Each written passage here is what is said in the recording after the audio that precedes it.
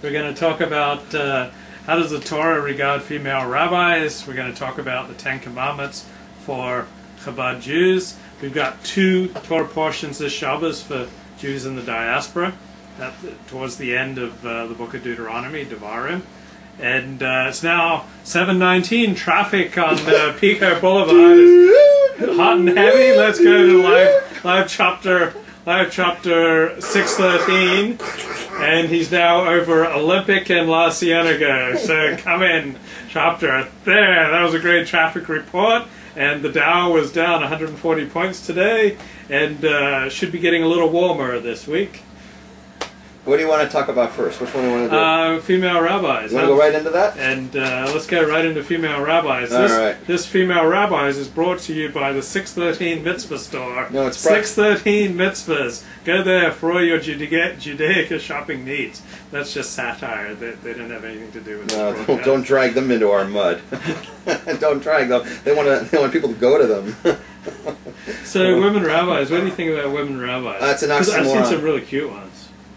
Really? Yeah, not many. But, I mean, my friend Chaim Amalek says that he believes that women become rabbis for the similar reasons to why other women become lesbians. What's that? It's just kind of like wanting to be manly. I don't know.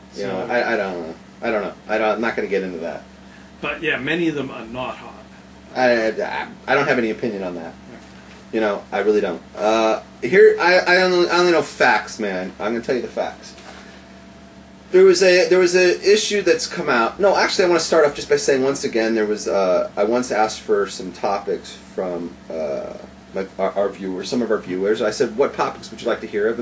And someone said, "Hey, you know, can you finally tell everybody that there is a such thing as women rabbis?" I was like, well, you're not going to get that speech from me because it's the opposite, but I will explain the opposite of that. There's no such thing as women rabbis. It's an oxymoron. And people will say, "Oh, but my rabbi is a woman." And I'm like, well, if your rabbi is a woman, if that's what you believe, then you really need to tune in and pay attention to this, because I'm going to set the record straight. Because you obviously don't know all the facts. And here are the facts. It's a little boring. It's a little dry. It's going to be a little legalese tonight, but that's what it is. And here we go. Drum roll. It's now 7:21. Still 72 degrees in Pico Robinson. Back to Rabbi Rabbs. Okay, you got to get a fan in here. Big investment. Oh wait, I got a fan right here, but it's noisy. But we'll leave it on for a little while. They don't want to see your tuchus, by the way. How do you know? Okay, so here's how it is. The issue of women rabbis, to a certain extent, depends on what your definition of what a rabbi is. If you think that a rabbi is a high-paid MC, like a master of ceremonies, directing traffic in a shul, and giving a speech on Shabbos, let's say, then what you got is a halachic barrier, probably somewhat difficult to find, yet real all the same, and it's a concept of tznius, of modesty. That's not a thing a woman should be doing. They shouldn't be conducting services, running that. That violates modesty. That's not a modest thing for her to do, to be in front of all the Jewish people doing that. Because there's we say like this, there's a pasuk in Tehillim, there's a verse in Psalms 45:14, it says, Kol kavuda bas melech panima, that the honor of a princess is within. In other words, she should direct her interests privately, if you will.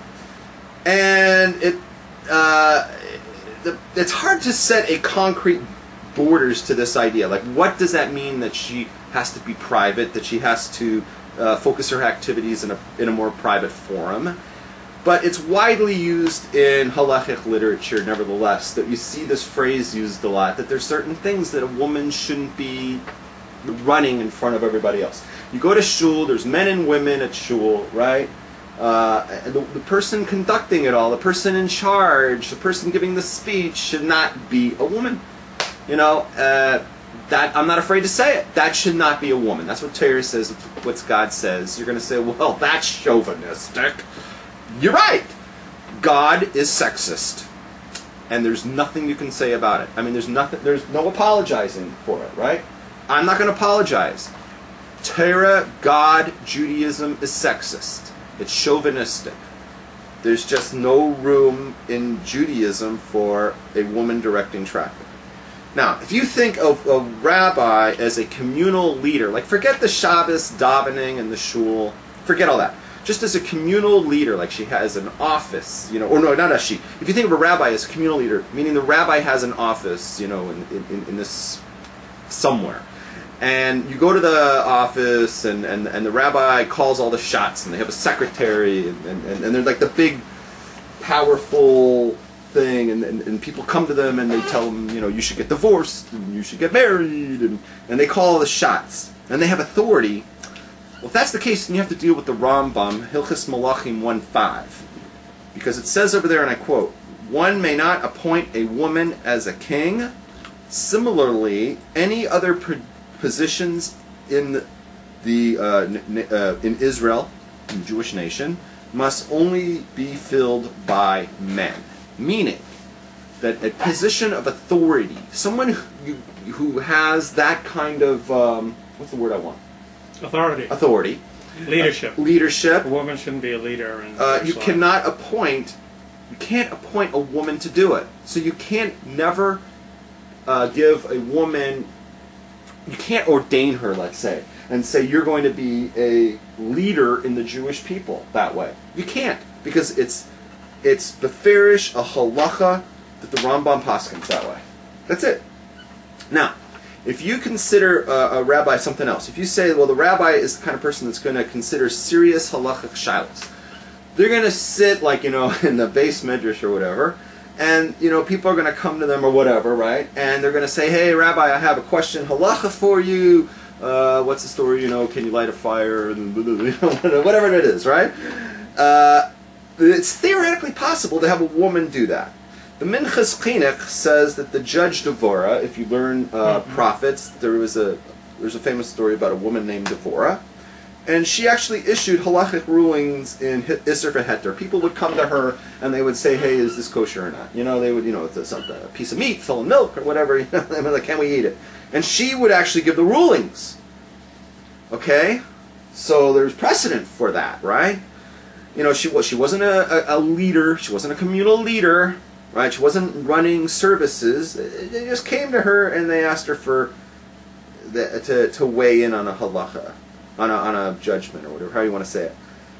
However, given the enormous energy and many decades of full-time Torah study necessary to qualify anyone, male or female, for such pursuits, I've been told by some major players in Judaism that the likelihood of your finding a suitable woman for that nowadays is somewhere between nothing and zero.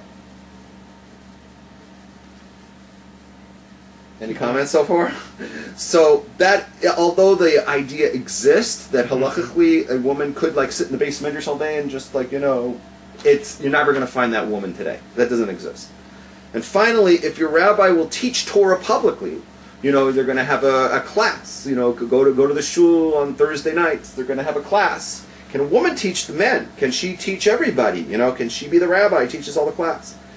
Well, you're going to have to get around that modesty issue that we spoke about before with Tehillim 45:14, that a woman's activities have to be private. That's one thing. And there's various problems surrounding women learning certain parts of Torah, that certain parts of Torah women shouldn't really be learning. So how can they teach things? Like what parts of Torah shouldn't a woman learn? Thanks for asking. Torah Shabbal Peh.